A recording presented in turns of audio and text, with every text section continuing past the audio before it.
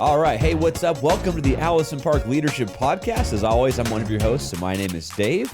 And my name is Jeff, and of course, we're part of the staff at Allison Park Church. I'm the lead pastor. Dave's the campus pastor at the Northside campus, and Dave happens to be having a really good voice today. You sound Radio like voice. By the way, we're father and son as well. You sound like you got radio voice today. I've had a summer cold for a couple of days, and it's a huge bummer. So yeah, you'll have to put up with the gravelly tones today. By the way, shout out to the Pittsburgh Riverhounds on your shirt right there. On. Yeah, praying for a good season. We are soccer fans, and I'm a rabid fan of a lot of teams. Chelsea first, Philadelphia Union, but our local team is in the USL. Doing pretty well this year. I think they're in third place. Pittsburgh Riverhounds. Come on, shout Absolutely, out. black and gold. Yeah. Hey, and we just want to say, if you're new with us, joining on the podcast, thanks for listening. And to those who have been longtime faithful listeners, we especially want to say thanks to you. Actually, we want to give thanks to those who have given 5-star reviews on Apple Podcasts. Two to shout out today. I want to say thank you to Amy Laptop and to GP Spees for their 5-star reviews. And as always, if you leave us a 5-star review, we would love to give you a shout out as well. So yeah, thanks for joining us. Today, we're talking about a topic that I think probably if you are in any form of Christian leadership, but especially if you're in any kind of pastoral ministry or, what do we call that? Para-ministry. Parachurch ministry. Parachurch ministries. Thank you. But this is really for everybody. Yeah. Even if you're not in ministry, these are questions that everybody has in life. So in our third podcast, back in 2019, we actually talked about a question: what is success? That was actually before we had videos. It was, I know. And then we got a little worse and had terrible videos we had for a little while. Zoom, cloudy, foggy videos. Good times. Okay, but sorry, go ahead. So we talked about what is success in that particular episode, and then we returned to this question of how we measure our lives, because one of the things that I think people feel often is, am I doing what I'm supposed to be doing? Am I effective at what I'm doing? Am I a failure? Am I inadequate? There's a lot of insecurities people have. How do I know when I'm doing really well? Does anybody else notice that I'm doing really well? There's all these questions that I think people have in life. So we actually hit this again in March of 2021, and the question was, when will what I do be enough? Sure. So we're returning to, I guess, a common theme, and this, as often our podcast topics pop out of conversations we have in our family time. We were talking with Josh, and who was a guest on our episode a few weeks ago. My brother as well. Yeah, my son Josh, and he's also on the staff at Allison Park Church. And what were some of the things that Josh was wrestling through? Right. Well, we were just talking about how do we actually use numbers and metrics when we're talking about our goals as a church or whatever ministries we're leading. It's been tough. I mean, for pastors, especially since the pandemic. I think just in general, especially in the Northeast, numbers are down about 20% across the board. Oh, at least. Yeah, sometimes more. Yeah, I was actually sitting at an event. It was a ribbon cutting event for a local church that just moved into a new building space, and they had asked me to come and pray the invocation prayer. And I was sitting next to a pastor who was getting ready to read the scripture. And I said, "So how are you guys doing?" I said, it was the first time I was meeting him. Tell me a little bit about your church. And he gave me a history of his church. And then I said, "How are you guys doing now?" And he goes, "Well, we are trying to figure out how to do church now in this new environment because people just haven't come back to church like we expected them to." And I was like, yeah, that's what we're all saying right now. I mean, everybody's trying to figure out what the change in our world means. And because, so historically, especially in church ministry, we tend to look at two key statistics. How many people are coming to a weekend event or whatever it is, your youth ministry or whatever. And then secondly, how much giving is there? And we know that that's not the be all and end all. That's not everything that needs to be measured, but those are the two easiest things to count. And so when the numbers aren't where they used to be, it creates panic in some ways in leadership. You're like, what am I doing wrong? And what's wrong with me? What's wrong with my church? And how come people don't love me anymore? All kinds of fears that grow up in pastors' lives. Yeah, so we'll keep defining this. Tentatively, the conversation is going to be on metrics or measurements for success in life and in ministry. Yeah. And, I think so we've gone through different phases with this. The long time there was sort of like almost openly like we're measurements are really important. We need to use metrics like giving and attendance because we're trying to measure our fruitfulness. We're trying to make sure that we're, like that parable of the master gave his servants, 5, 2, and 1. Yeah, exactly. Right. And so it's like we want to make that's sure where you hear well done, good and faithful servant. Yeah, we want to make sure that what we're doing is gonna get us that, well done, good and faithful servant. And so there was sort of this openness towards, well, you have to measure. And then there was, I don't know, it's probably always been just the two sides of the coin. Like, oh, well, we're not a numbers church, We're not just about the numbers. And then I've heard this sort of middle ground way of talking about it now, which, maybe you've even said this, but, and I'm not dissing this at all. I think this is true. But it does make it, I guess it expresses the feeling. It's, well, we're not a numbers church, but we have to realize that every number has a name and every name has a story, And I was just thinking to myself, like, I feel like that, but like I notice like whenever there aren't as many names as there used to be. Or stories. And when, a lot of the stories don't include giving to the church that I'm at, I'm like, oh no, So, and I think like, I'll just personalize it for myself. This is, I think, probably part of the reason why we've had one episode about this basically per year almost is because it's been such an exposing, trying time in the pandemic and post-pandemic. And for me, I'm at a campus that's, relatively smaller in an urban part of the town with a lot of need, and not as many resources. And so this is something that I feel like I go through from time to time. Yeah. You wake up and say, am I doing what I'm supposed to be doing? Am I effective at it? Could someone do this better? Am I in the right place? Yeah. Am I doing the right things? And ultimately, so when we talk about metrics or measurements, we are actually talking about some standard of comparison upon which we judge ourselves. And so it's like, whenever you guys were growing up and we put a little thing on the wall to see how tall you are, and then you would go and check yourself to see, have I grown? And if you had, you're like, yeah, right. So we all use some sort of standard of measure. And to take this maybe beyond the church leader, because I know that this podcast is listened to by people in various, places in life. If you're a mom, you might look at your kids and see someone else's kids and you think their kids are so well behaved, or look at how well they do in school, or look at how they treat each other, or whatever. And you happen to say, am I a good mom? How do I know if I'm a good mom? What's the standard of measure for that? Church leaders are asking this question too. They look at somebody else's Instagram and they say, my church doesn't feel like the success that they're seeing over there. Am I doing something wrong? What's wrong with me? Am I inadequate? Do I need to go to some kind of seminar or conference to figure this out? Well, this would be true in any area. If you're a business person, if you're an educator, whatever it is, the field that you're in, we're all looking to find some kind of standard to stand next to on the wall and ask the question, am I measuring up?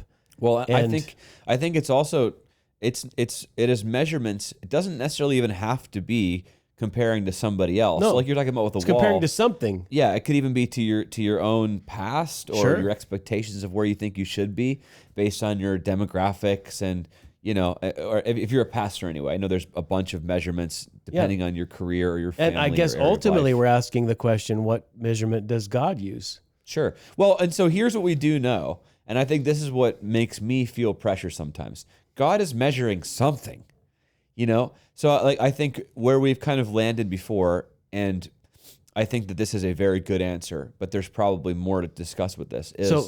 But let's ask this question: is he really? So why do you say God is measuring something as a mom, as a business leader, as a church leader? Well, he's measuring fruit for sure. It's all. Okay. I mean, it's all throughout. If a tree does not produce fruit, it'll be cut down and thrown into the fire. And I think a lot of people feel like, am I going to get exposed here? Like I'm pretending like I have a lot of fruit, but I know I don't really, and I'm just worried that. Okay, that's John 15. Yeah, you're right. That's a good verse to start. What other verses? Well, we were talking about the parable of the talents. Yeah. Okay. And so the unfaithful servant is the one who takes his one, talent or piece of money, the currency. He buries it in the ground and he says, "I know you are a harsh master." Yeah, right. So we're talking about Matthew chapter 25. If you want to look this up as we're going along, and he gives 5 bags of silver to one, 2 to another, and 1 to the third, and the guy who buries it in the ground and says, I was afraid because I know how harsh you are. Yeah.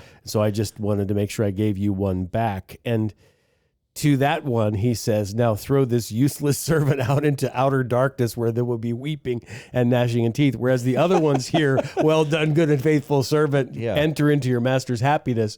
So that is a stark contrast in this particular parable that Jesus tells. Now, So he obviously, Jesus isn't giving the quota, like, I'm giving you 5, I better see tripling of my investments. You know Or what I mean? else. Yeah, he's not using charts or modern Western, statistical analysis. But there is a clear indication that he is watching to see that you are doing something with what you've been given. There's Right. fruitfulness is all throughout the Bible. And the balance, as we talked last time on I think on our 3rd episode ever, What is Success? Yeah. About the importance of seeing yourself in a context of, am I being faithful to Right. what God's asked me to do? But here's where it gets sticky, because it's like, well, I think I'm being faithful, but it's like, but am I being effective? Yeah. I'm so trying both to. things are in scriptures indicated that God is looking for both. The John 15 passage that you quoted, he said, this is to my Father's glory that you bear much fruit, showing yourselves to be my disciples. So much fruit is a part of the expectation, and so is much faithfulness, right? So those are two things. There is one other thing, though, that Josh said that was interesting to me, that was another measuring point that I think we want to bring up. And this has to do with the fact that, so Melody's, my wife's mother just passed away, Bonnie Spencer. She was an amazing lady, 78 years old, died while she was down in Nicaragua. And in grieving Bonnie, and her life, which was spent as a missionary and pastor's wife and leader, she was a prayer warrior. All of these stories came to light. Like, we heard all of these people that said, wow, she was so encouraging to me, so kind to me. She was such a woman of prayer. Even the way that she ended her life, her brain was not working 100% because she had multiple strokes. But when they would start to pray or worship, she would pray and worship along because she had trained her spirit in all these years to be intimate with God. And so Josh's response was, will I live up to the legacy? If I measure myself against my grandma, who is a woman of God, am I going to live up to the legacy? Like, this is another standard of comparison. The great men and women of God that I know. Maybe there's somebody in your life. Maybe it's a family member like grandma was to you.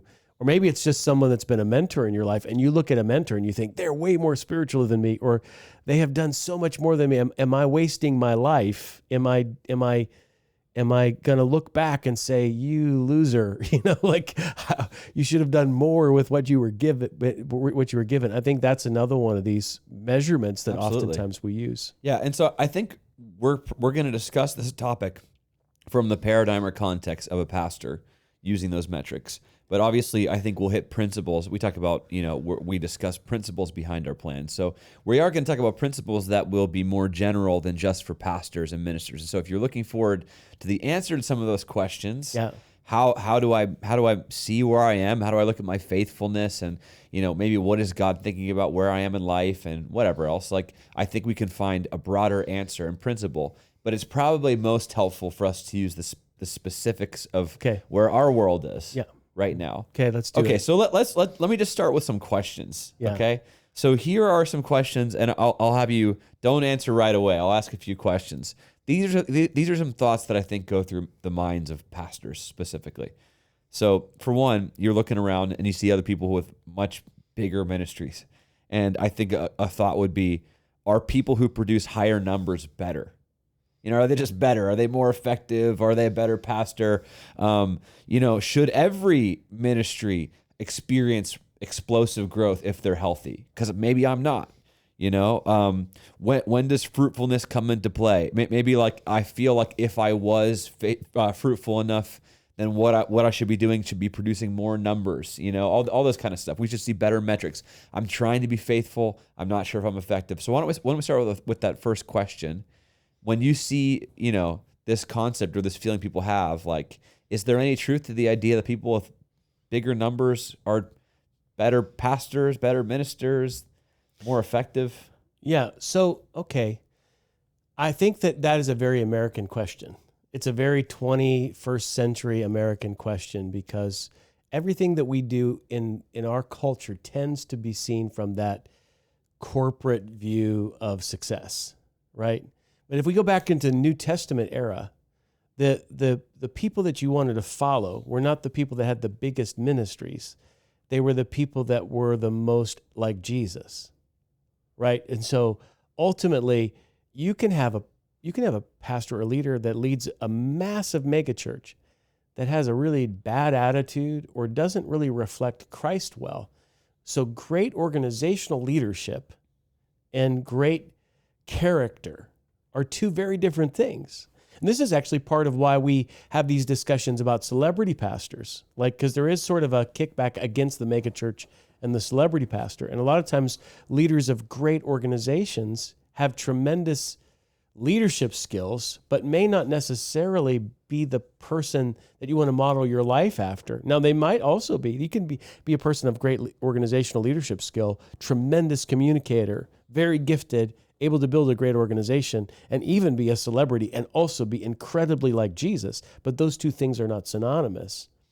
And so at the end of the day, if you have to choose, I would rather be a person of great character than great competency. So are you saying you have to choose? I don't think you have to choose, but I don't think that the measurement of should we view the numbers as better than, I don't think you can separate competency and character. You can have great competency without great character. You can have great character without great competency, but I think the goal is to mix both so that you have both that are being manifested. So I think those two things are factors. How much is your character growing?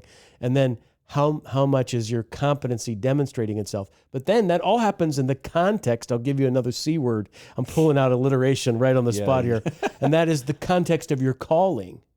So recently I was in Turkey and I visited some of the sites that are mentioned in the book of Revelation. And it talks about in the city of Pergamum, the pastor there, Antipas, was martyred. Okay, so how do we judge Antipas's success as a bishop in Pergamum? Because he gave his life for the cause of Christ. That has nothing to do with how big his church was, but he was faithful to what God had asked him to do in the context of the city he was in and the time he was in. And so when you think about people, I remember hearing a guy, I was at Central Bible College many years ago, and there was a missionary that came on a Friday night, and he was talking about his ministry in Pakistan in a highly difficult culture to try to win Muslims to Christ. And I think he had been there 18 months and only won one person to Jesus. Yeah. Okay. But his spirit was alive with this anticipation of the move of God. And he was fasting and praying and he was seeking God. And there was something about his vision that compelled me as a young man to want to be more like him, even though he had one follower. Yeah. Right. And so the context of your calling, where you are, if you're in Islamabad, Pakistan, or in Dallas, Texas, okay, the context of your calling also will have something to say about how many numbers you can expect. So even the person of greatest character with great competency in the context of Pakistan might not see the same results as someone with character and competency in Dallas, Texas, right? Or some other place that might be in the Bible Belt. Atlanta. And so we all of those things are factors in the measurements we employ. And I think that they have to be factored in when we look at our lives, right? And so part of the context of our calling right now is that we're coming out of a pandemic and our whole world has changed. And we all know that the way we used to think about our lives in terms of how many people come to certain things and whether or not they're online or in person is very different than what it was in 2019. We're all trying to catch up with, okay, so what's the standard now? Because it's like someone took our measuring stick and broke it into 19 pieces and we taped it back together. And we're like, it doesn't look like it used to. What does that look like now? And how do I base my sense of whether I'm progressing or not? Yeah. And well, I know that there's obviously like a lot of truth and comfort to the idea that you have to evaluate based on your context and what God's called you to. And I think if we left it at that, it could be like, okay, that's good to know. But I still think there's that nagging feeling, and there's the other side of it of, well, how do I know if I'm being fruitful enough? Okay, because it is theoretically possible, and I'm sure it's not just, it's actually possible for someone to be in the right place, but they're totally ineffective for one reason or another, or they feel totally ineffective. Maybe there's a degree of truth, and it's like God's called you to more than this. And often I think that's the feeling plaguing us, is like, if God has called me more, I'm not sure how to get out of this. I feel like I'm stuck. There's no visible progress. I think we're healthy, or maybe you feel like it's not healthy, and it's just like, not only do I feel like a failure, but I feel like God probably thinks I am, and Yeah. So let me give you another C word that will just be another factor here. Okay. Yeah. And that is capacity. So in the story we quote in Matthew chapter 5, one was given 5, one was given 2. So there is different capacity. The guy that was given 2 wasn't expected to reproduce 10. He was only expected to reproduce 4. He doubled it. And so he, with his capacity, only had 4. Whereas the guy that was given 5 reproduced 10. If you were to stack them up against each other, you would say, well, 10 is better than 4. But not in God's economy. They both received exactly the same commendation. Well done, good and faithful servant. One was not lifted up above the other. So technically, those numbers wouldn't work if you were just measuring 10 and 4, right? But God looked at them as the same degree of fruitfulness. Now, the dude with 1, if he had just multiplied to 2, he would have gotten the same commendation. But he sat on it, right, instead of using it. So I guess the question is, so if 10 and 4 don't always equal 6 minus 6, right, 6 degrees of difference in God's eyes, then what are the things that God's looking at? Yeah, well, because obviously, if you're going to use math, it's just like, well, just double what you have. Yeah. You know what I mean? I don't think that's exactly the same either. No. Because maybe sometimes you're called to do a lot more than that. Or maybe it's, like Pakistan, for example. Yeah. Who knows what God might be calling, because you're pioneering. Wasn't it Hudson Taylor that was the forefather of missions to China, Yeah. I believe? He was the one that went in and had to translate it, and he started to get through translate the Bible into, I think it was Mandarin. Probably. And yeah. I think his library burned down, and he had to Oh, no, restart. that was another guy. I can't remember his name now. This was in Burma. But yeah, he spent all this Confusing time. my missionaries. Yeah, I'll think of it in a minute. But yeah, so then there's life situations that happen that also have to be factored in. So do you have some sense, Dave? I mean, I have some ways that I cope with this question, but what are the things we're supposed to ask about? So for me, yes, there are ways to cope, but I think I'm looking for answers. You know what I'm saying? Yeah. We're looking for you to tell us For me who's to a tell you. failure and who's not. If you're listening to this podcast, Jeff's going to tell you. Just Good kidding. luck with that, huh? Okay, so let's go into one of the passages of Scripture. And so the one you started with, if you are not fruitful, you will be cut down and thrown into the fire. Okay, the point of and then in that same passage, I think it's verse 9, this is to my Father's glory that you bear much fruit, showing yourselves to be my disciples. Okay, so God is interested in much fruit. But the purpose of John chapter 15 is not saying be more fruitful. It's be connected to the vine. Abide in Jesus. Be connected to the vine, and you will bear much fruit. It is a byproduct of connectedness. So the first question you have to ask is, how is my relationship with Jesus? Am I living in the maximum amount of intimacy with Christ that will allow him to flow through my life to produce what he wants to produce? Or am I just trying to work for the man, so to speak, because God is a taskmaster? This was the mindset of that third guy with the 1 talent, is that he saw God as a taskmaster that was just after byproduct. He just wants outcomes, and I'm scared of what he'll do. No, this is not who God is. He's a father. He is the source of life for you. So how connected are you with Christ? And do you feel the flow of life happening in you every day? If you do, fruit will be a byproduct of that. It's just going to flow out of your life. So that's part of where we start. I guess then if we go to the Matthew chapter 25 passage and the talent story, we would have to ask, are you using what you've been given? Are you sitting on it? Are you just stalled out and afraid to take risks? Are you acting in faith? Are you doing your best with what you have? And so that's a second question that we would have to ask is, are you being faithful to invest what you've been given? Are you connected to Christ? Are you being faithful? But I know this still isn't satisfying, right? These are questions that are important, but they really don't answer that question that we really want to have answered. I'm not seeing as much fruitfulness as I expect based on my measurements. Okay, so as much as you expect. Okay, no, but right? but don't. That isn't that the thing that everybody. It is the thing, gets to. But it's like, okay, but I don't think you can evaluate it based on that. So because it's like, okay, so let's say I expect too much. Maybe I expect too little.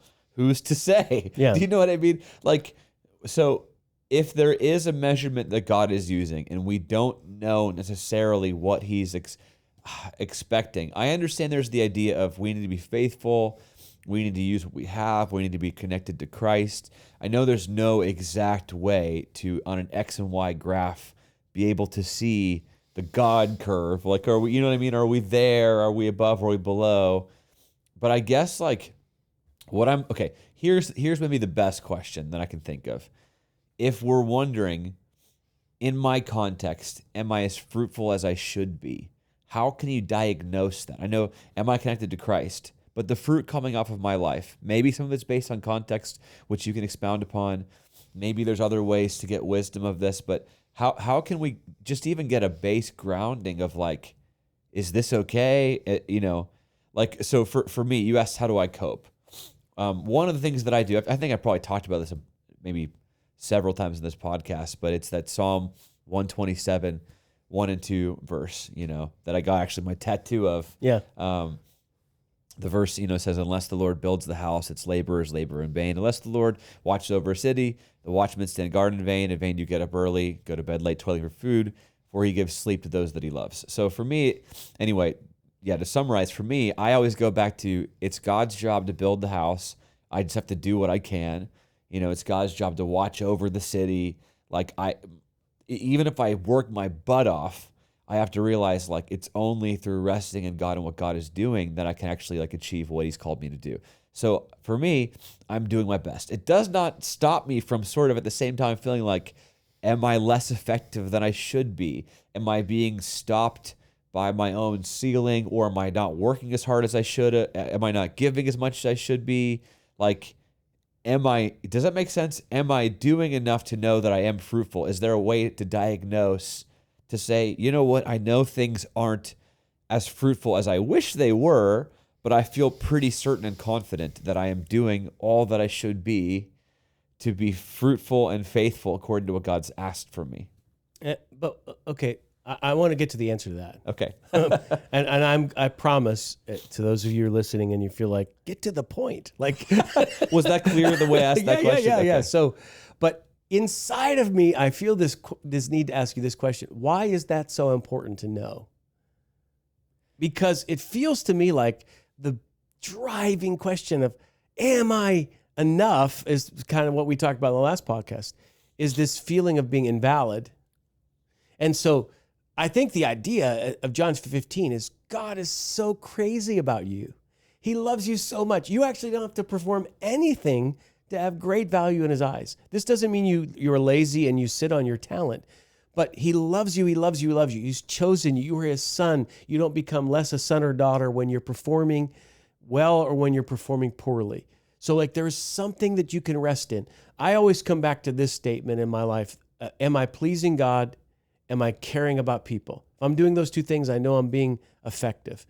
And then I've added, am I setting in motion other people in my life? So am I pleasing God? Yeah, I feel like every day I'm getting up and I'm pleasing him. Am I caring about people? And then am I setting in motion something good in the world? Now, if we get to that last part, am I setting in motion something good? Okay, so my life story is full of goals that were set in prayer that I shared with people in leadership, that then we worked together to achieve those goals, and we hit a target, we celebrated. So my whole church planting story started with 5 churches in 5 years that we wanted to plant in 1996. And we did it. And then we stopped at the end of the 5 years and we said, we planted 5 churches. Look at that. Now that was a specific.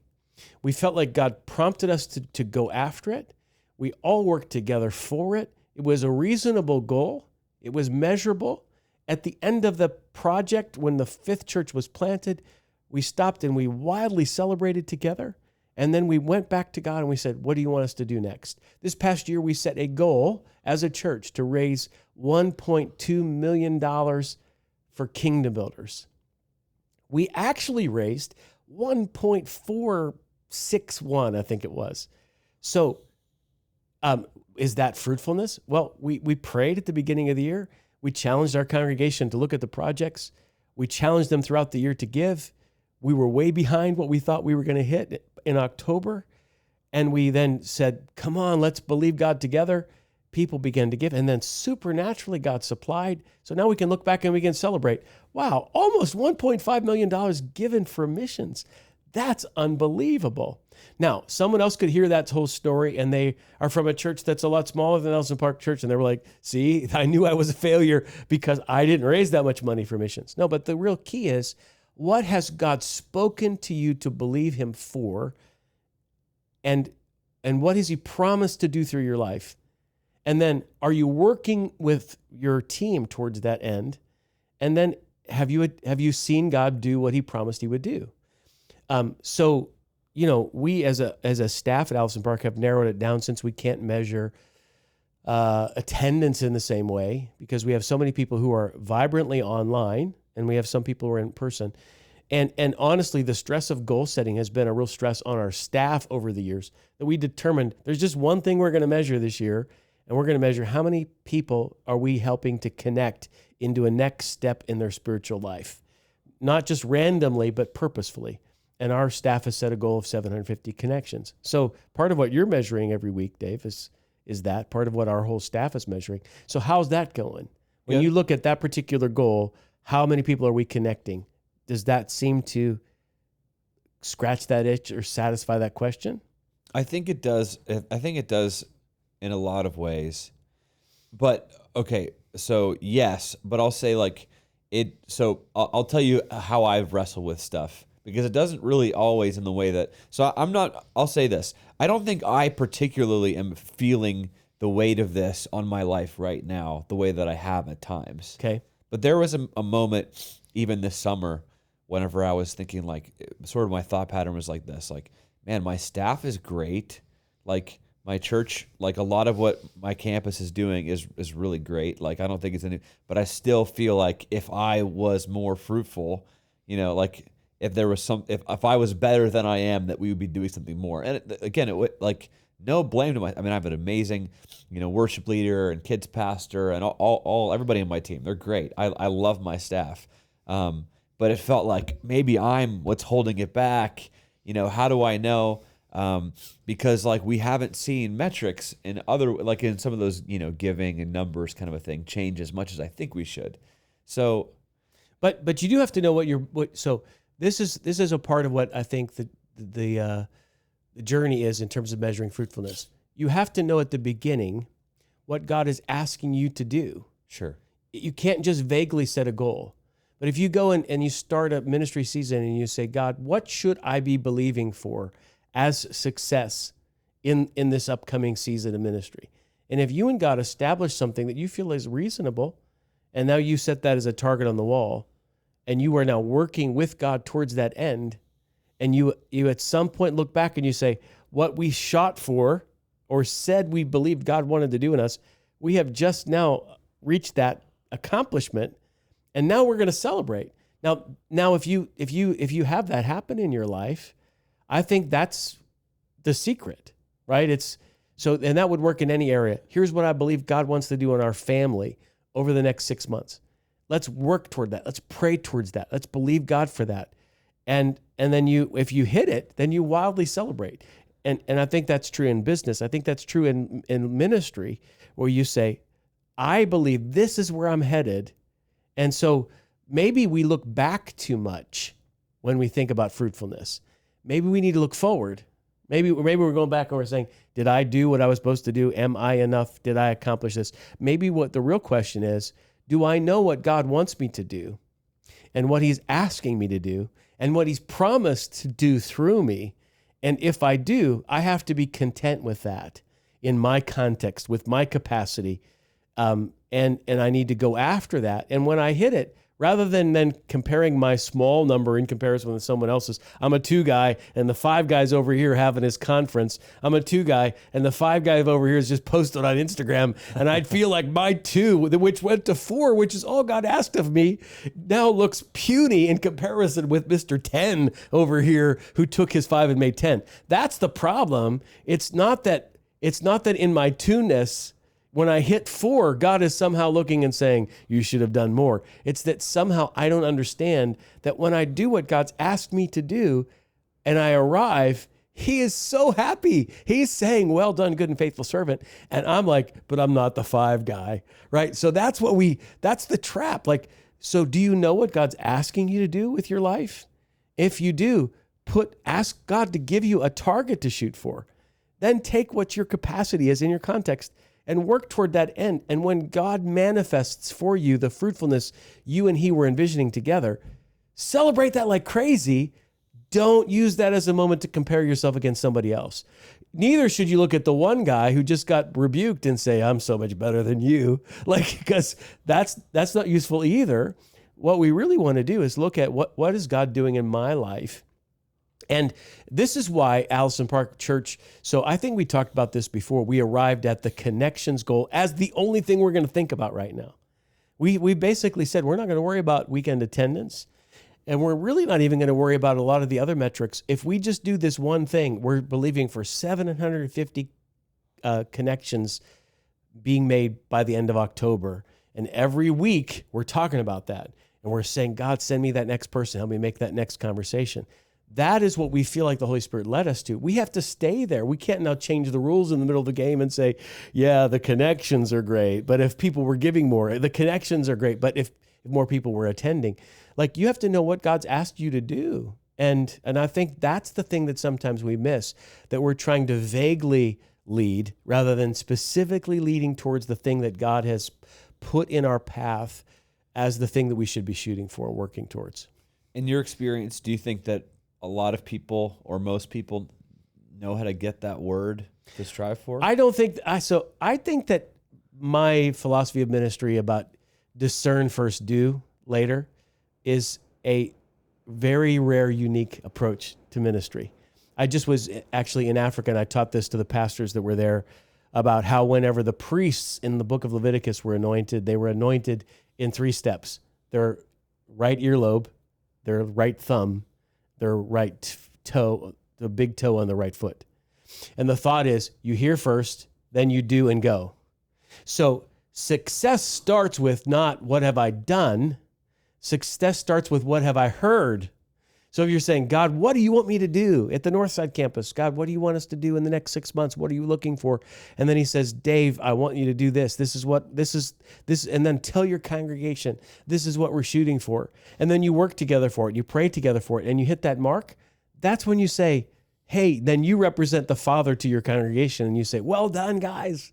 This is what we shot for. This is what we achieved. Was amazing. Now here's the next thing God has said to us. So leadership is a progressive journey of hearing from God and doing with him what you were called to do. And if you are connected to Christ, the Bible says the fruit will come out of that. And then we just celebrate every time we have this meeting of a target, rather than comparing ourselves with someone else's success reel on TikTok, right? So I don't know that makes sense of it at all. Yeah, it makes sense. I just think I've never heard or read in any other book or from another speaker that approach. And not that I'm sure somebody else out there feels the same way. I think most major Christian leaders that I've heard tend to think like, just wherever you go and do your best and do it for God's glory and, try to be fruitful kind of a thing. So it's a difference between, am I a performer for God or a partner with God? Yeah. If I'm performing something for God, then it's up to me to accomplish it, and then it shows my particular prowess as a leader. If I'm a partner with God, then I'm just along for the ride, and whatever happens is for his glory. See, that's why John 15, I think that's what it is. The fruit that comes out of your life will be to the Father's glory, not to yours, because you'll say only God could have done that. And so if we start this this conversation looking backwards. Am I doing what I'm supposed to do? Am I a success? I think we probably are looking in the wrong direction. Okay. So let's address leaders like, yeah, Jeff, but I don't hear from God the way that you do, or I don't want to like be just stuck standing still. Okay, let me take you way back to the very beginning. Actually, the place where we're filming this podcast is my original office. Yeah. In 1988, I came on staff as the pastoral assistant. I had very little responsibility, but one of the things I was called to do was to start small groups. There wasn't even unity on our team as to whether small groups are a good idea, but I was being asked in that context to start small groups. And the first thing I did was I put a map up on the wall, and I took little pins, and I found out where all the people of Allison Park Church lived, and I plotted it out. And then my goal was to start 3 groups. And so we had no small groups. I wanted to start 3 small groups. Over a period of about 9 months, I got the blessing of my supervisor to do that, my boss, my pastor. And I said, this is my goal. And I started recruiting 3 leaders and training them. And at the end of that 9 months, I started 3 groups. And we had our first small group season. That was wild success for where I was in the context of starting out as a 23-year-old pastor on staff at Allison Park Church without a clear vision for small groups. I don't think God was expecting anything more from me than that. So did I hear from God like I went into fasting and prayer and the Holy Spirit said, Jeff Leake, plant 3 small groups? No, but it seemed good to me and to the Holy Spirit at the moment that was a reasonable goal. And we hit that goal, and then we celebrated that goal. And then eventually we had 9 groups. Okay, so that was my context. I don't know where you are in your spiritual journey, but you really need to be dreaming about what's the next step for you. What does success look in your context right now with your capacity and your situation and the calling that's on your life and what God is saying to you reasonably about the next phase, and then set that target. Don't go 10 years from now. Don't even go 5 years from now. Go 3 or 4 months from now. Set that target. Tell your key people with you what you're shooting for. And when you hit that, go crazy. Like say, this was awesome. Look at this. We have 3 groups. Like maybe other people have 300 groups. And you're like, I only have 3 groups. I suck. Right? No. You have 3 groups. You didn't have 3 groups before. Like all God asked you to do is that. So start there. And every time you hit a mark, pause and celebrate like crazy. Yeah. So I still want to probe this a little more, just because my first goals, probably even more than my first few for a long time, were probably like not just ambitious. They were very, very ambitious goals that if I would do well, like looking back in hindsight, well was never close to my goals. Do you know what I'm saying? Well, because they were ambitious goals. Yes. They weren't calling goals. They were But you just talked about, you said this felt reasonable to me and to God. That sounds like, how is that different? Well, ambition. So there is, I think, such a thing as holy ambition. But ambition is, this is what I want to do. Okay. The question is, so how is that different than, this is what I want to do, and that seems good to me, and probably God thinks it's good too because it's a good thing. Like you talked about setting. Does that make sense? So this is what God wants me to do. How do you know that?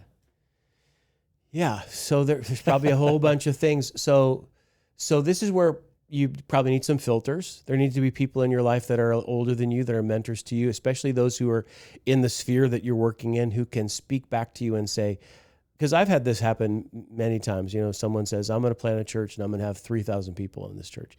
And my comment to that is, well, I don't want to discourage you about your vision to have a church of 3,000, but why don't we start with building a launch team? So let's start with 30 rather than 3,000. Right. You keep praying 3,000. You keep believing 3,000. If God told you 3,000, hold on to that, stand up. But let's start with the first 30. So if you came to me with what I felt like were ambitious goals, I might push you back and say, that's a great thought. Let's make it in bite-sized pieces now. And ask the Holy Spirit to give you a more bite-sized goal that is maybe shorter term that you could go for. And then when you hit that, then enlarge your goal, especially if you're new and you're starting out. Start with something smaller, hit that so that you have some momentum. So a lot of people will set goals that are stretch goals. Yes. Okay. And I think there's good to have that in the back of your mind, but I think it's better to have specific, realistic ones that are Holy Spirit kissed. Okay, it may not be a word from the Lord you heard audibly, but you feel the kiss of the Holy Spirit inside, and other people who look at your life, who are kind of speaking into your life, have affirmed that is a specific, realistic, spirit-birthed goal that I can agree with, and I will stand in faith with you for that, for it to be accomplished. Yeah. That is what you need. It's the reasonable expectations you're setting for yourself that allow for you to measure whether or not you have been successful or not. The fact that we have these vague, ambitious expectations of where all of a sudden the target's moving because somebody else did something that I didn't even think of, that's where it creates this sense of inadequacy. So know your context, know what your capacity is, know what your calling is. Think about how connected you are to Christ. Take some time to hear from God.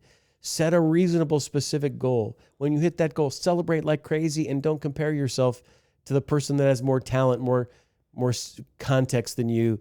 And then you row gradually in life, and over decades, you look back and you say, well, look at what happened in my life. Like, I could still measure myself if I were to look at my life and say, I didn't build a mega church of 20,000. Therefore, I'm not as effective as I really thought I would be when I set out. But that's not my context or my calling. Yeah. God called me to be a church planting church, and we sent people away and to be a multi-campus pastor. And so it's a little different than if I were in a different context. I have to learn to be content in that and in my calling. And so I think looking forward is a big part of that. Did that help? Yeah. So can I summarize what you're saying? Yeah, sure. So you're saying, obviously, there's the whole thing with faithfulness that we've discussed in other podcasts. Make sure you're being faithful, connected to Jesus, consider your context. But what you're really saying is the main use of metrics should be to ask God for what he's asking is like your next short-term step, and to try to get to that next step, and don't just compare to everybody else. Yeah. So like for us, like this might be a lot, but I do feel like this is what God's asking us to do, and you go towards that. And if you get that, then it's like, well, obviously, like you're putting your talents or your bags of silver or whatever you will, not just into faithfulness, but you're being effective because you're reaching what God's asked for you to do. And this is how you not only start to feel more confident in yourself as a leader, as a successful leader, but you gain credibility with other people. So if you say, we're going to start 3 groups, and then you cast vision for that, and your people join you in it, and you start 3 groups, and then you stop and celebrate, people say, oh, look, Dave knows what he's doing. And then Dave says, now we're going for 9. And you hit 8, and 1 closes on you. They look back and they say, wow, we almost hit 9. Look at the progress we're making. Yeah. This is really great. So then the next time you show up and you say, and I was praying and I went back and I was thinking, here's what I think is the next step for us. We're not going to start any more groups right now. We're going to try to go a little deeper. And here's what we want to do. And so now people are listening to you, not just because they like you, but because they see you as somebody that is a producer, and they want to be a part of a winning team.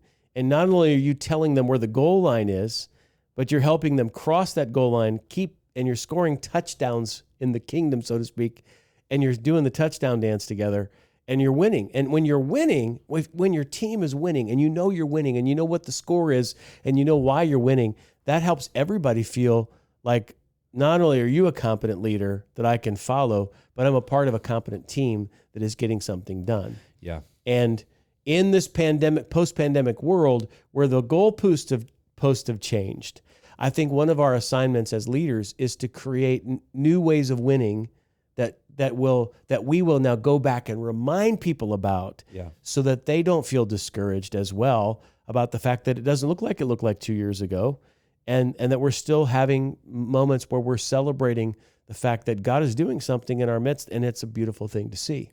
I'll just, and we're kind of wrapping up here towards the end, but I do want to cap back on the thought you've talked about before, because I think if maybe a listener is hearing this as our first conversation about success and effectiveness and when would I do be enough, and it would be potentially helpful to listen to those other episodes, because often the search for like success is what you were referencing earlier, a search for sort of validation. Like, I want to feel like I am actually enough, and that like God's not upset with me, and that I know I'm doing enough because I feel like I'm a failure. And it's sometimes that is a search for feeling like accomplished, like you not necessarily like you've arrived, but just a source of validation. I think only like a personal reckoning where you're just like, God, whatever it is you're asking me to do, I'll do. And I'm content with what you've given me. Only that is what can bring contentedness with this. But I do think that this conversation hopefully has been helpful towards defining some metrics that aren't just toxic, comparative, I'm not whatever church, I'm not Elevation, therefore I'm a failure. But, looking at the... And let me give a cheat code here to those of you who are pastors and those of you who attend churches, and that's this. Most spiritual leaders are walking around asking this question. Am I valid? Am I doing enough? Am I enough? Am I in the wrong place? If you want to gain tremendous influence in this world, go around noticing what's going well and be an encourager. So you can gain so much influence if you just walk and you say, Dave, you are doing an amazing job. I so appreciate you as my pastor. Here's what I see happening in our campus that is just so wonderful. Like, you just got an attaboy. I don't know if you remember this, but there was an email sent. A guy was on sabbatical. He was living in Pittsburgh. He chose your campus to attend. Right. And when he went back to Canada, he said, wow, we found a family at the Northside campus. And this was such a refreshing time. And a big part of that was that we were at this campus and we were part of the healthy environment that is the Northside campus. So sure. Listen, so that right there, it was a shot in the arm. I mean, I don't know. That's one that if I were you, I would get up and read to the whole campus because everybody needs to know. Somebody saw this. Okay, if you happen to be the guy who's saying that, like, this was a great experience for us, you're doing such a good job. You gain, the next time you see him, if he comes back from Canada, you'll be like, hey, what's going on? Right? Because everybody is looking for encouragement and validation. And if you can be not a flatterer, I'm not talking about where you go around and you just blow smoke everywhere. I'm talking about genuinely you notice something good, someone is doing good, someone who's doing, and you can be a voice of encouragement, because let's just say it, the last couple of years have been so difficult on spiritual leaders, and what do they say, 40% are thinking about quitting. So if you want to help with this, maybe you're not struggling with the question of am I a success, but most of the people around you are. And so when you wake up every day, decide to say, God, use me today to speak life into a leader, because everything rises and falls on leadership. And if leaders are walking around feeling invalid, inadequate, and like quitting every day, we as people, we as other pastors, older leaders, younger leaders, we can look at one another and say, come on, man, you're doing great. Because most of us don't see our successes. We only see our inadequacies. And we need to be reminded of the context of what God sees. And so sometimes that's just what people need to hear. Like, I don't know if you recognize this, but you were doing really great. Like, that needs to be said over and over again. That's so good. Yeah, that's a great way to close too. So hopefully you feel encouraged from listening to this. And as always, we would just encourage you to share this with people that you know, either on social media. You can like and subscribe on YouTube. You can obviously give us a 5-star review on Apple Podcasts or on Spotify. We'd love to shout you out for that. But yeah, we just want to say thanks so much for joining us, and we hope to see you next time.